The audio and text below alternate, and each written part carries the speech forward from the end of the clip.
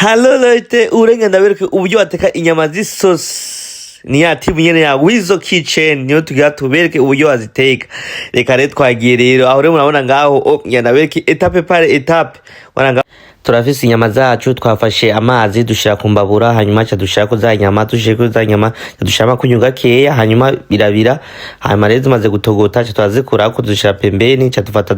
dushira amakoto nayo mu ipano twaciye turindira amakoto aramanza arasha hanyuma yije gusha twaje dufata za nyama tuzishira mwindani turazikaranga tuje kuzikaranga twaje dufata twategura ibirungo tuje gutegura ibirungo twatufata twakatagura ibitunguru tuje gutagura ibitunguru cha turabishira mu makoto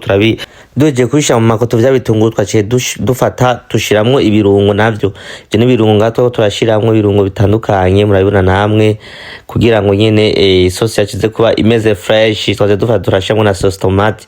tuje gushiramo sauce tomate turabivanga turasubira kugira ngo bishe bien ngaho rero tubana dushamwe ibirungo bitandukanye harimo ibirungo bituma isosi imota neza bituma isosi igira karangi bituma inyama zacu zimera bien ziryoha nawe nyine urabizi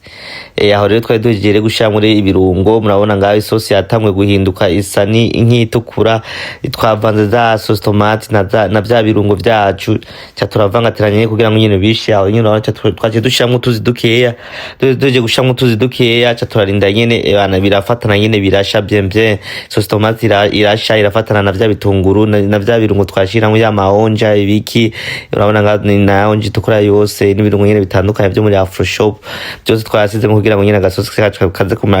kuba kameze bien aho no twaje dufata dushiramo za nyama duje gushiramo nyama turashiramo nakandi karungo reki kakabijya aho duje gushiramo karungo kabijya rero ngizo reza za nyama turazeje kuziteka wewe mu chef kuzina yacyatangura kumviriza arumviza ko ibintu bimeze fresh Wizo abanashana banachazana nacamwe utunyu ebana ibintu bimeze bien